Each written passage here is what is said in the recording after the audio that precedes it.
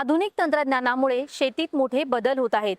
Tractor, rotavator आणि अत्याधुनिक यंत्रांमुळे पारंपरिक शेतीची अवजारे आता दुर्मिळ होत चालली आहेत। मात्र पुणे जिल्ह्यातील आंबेगाव तालुक्यातील 66 वर्षीय नानाभाऊ चिखले यांनी आपल्या कल्पकता आणि कलेच्या माध्यमातून हा अमूल्य वारसा जिवंत ठेवला आहे। लाकडापासून नांगर, कुळव, तिफण, बैलगाडी यांसारख्या पारंपरिक शेती अवजारांच्या हुबेहूब प्रतिकृती तयार करून ते ग्रामीण संस्कृती पुढच्या पिढीपर्यंत पोहोचवत आहेत। त्यांच्या शेती अवजारांच्या प्रतिकृती आज केवळ महाराष्ट्रातच नव्हे तर देश विदेशातील मराठी बांधवांपर्यंत पोहोचल्या आहेत। जाणून घेऊयात नानाभाऊ चिखले यांच्या कलेविषयी। पुणे जिल्ह्यातल्या आंबेगाव तालुक्यातलं पारगाव तर्फे खेड हे एक छोटंसं खेडेगाव। खरं तर हा सर्व परिसर पावसाच्या पाण्यावरच शेती करणारा, वेफरसाठी पिकवला जाणारा बटाटा हे इथलं मुख्य पीक। पण खरीप आणि रब्बी हंगाम संपला की पुढचे 4 महिने पाण्याअभावी कोणतंही उत्पादन घेतलं जाऊ शकत नाही। मग या मोकळ्या वेळात करायचं तरी काय, आणि त्यातूनच नानाभाऊ चिखले यांनी लाकडी अवजारांच्या प्रतिकृती बनवण्याचा छंद जोडला। सागवानी लाकडापासून नांगर, तिफण, कुळव, पाभार आणि बैलगाडी अशा अनेक शेती अवजारांच्या लहान आणि आकर्षक प्रतिकृती त्यांनी तयार केल्या।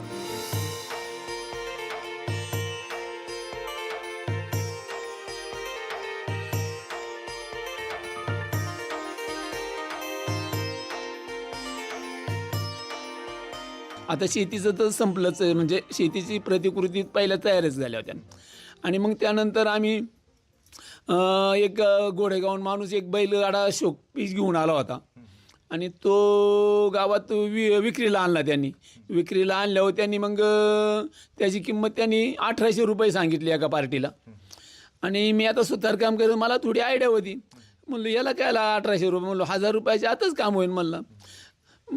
मग त्यापासून मला थोडंसं आयडिया आली। मग त्या माणसाने दिला तो शोपीस बघून मी प्रतिकृती तयार केली। प्रत्येक कलाकृतीमध्ये त्यांनी बारकाईनं केलेली कलाकुसर पाहणाऱ्यांचं लक्ष वेधून घेते। आता बघा, ही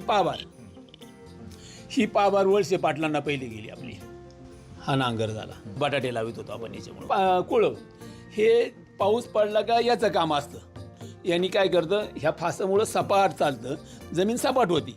पूर्वीला काही ट्रॅक्टर नव्हते किंवा फांड्या नव्हत्या, तर त्याच्यामुळं सपाट चालायचं आणि मग पेरायचं।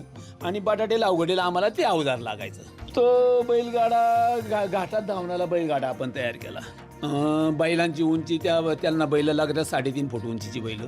तर ती राज ठाकरेंना आपली गाडी गेलेली। हडपसरला तुपे म्हणून मोठी पार्टी, त्यांनी एक गाडी नेली ती। शरद पवारांना आपली गाडी नेलेली पार्टीने दिली आहे का।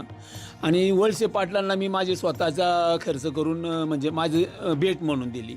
नानाभाऊंनी बनवलेली विविध मॉडेल्स आतापर्यंत फक्त राजकीय लोकांच्या घरातच नाही तर विविध शेती संशोधन संस्था, कृषी विज्ञान केंद्र आणि शेतीचा अभ्यास करणाऱ्या विद्यार्थ्यांपर्यंत सुद्धा पोहोचली आहेत। खरं तर आता बैल जोडणे, या अवजारांना बैल जोडणे हे सुद्धा एक स्किल म्हणून सिलेबसमध्ये समाविष्ट केलेलं आहे। हँडक्राफ्टेड एखादं गिफ्ट आर्टिकल असतं तर त्याचं महत्त्व नक्कीच आपल्या मशीन मेड गिफ्ट आर्टिकलपेक्षा 10 पटीने जास्त असतं, त्याची किंमत जास्त असते। आणि एखाद्या कलाकाराने त्याचा जीव ओतून, त्याचा वेळ वाया घालून, त्याचं स्वतःचं स्किल वापरून हे जे केलेलं असतं याला नक्कीच महत्त्व आहे। चिखले बाबांसारखी मंडळी शेती सांभाळून, खरं तर हा त्यांचा बिझनेस नव्हता परंतु स्वतःची आवड म्हणून त्या लोकांनी ही जपलेली आहे। ही खरं तर पुढच्या पिढीसाठी मोठी देणगी आहे।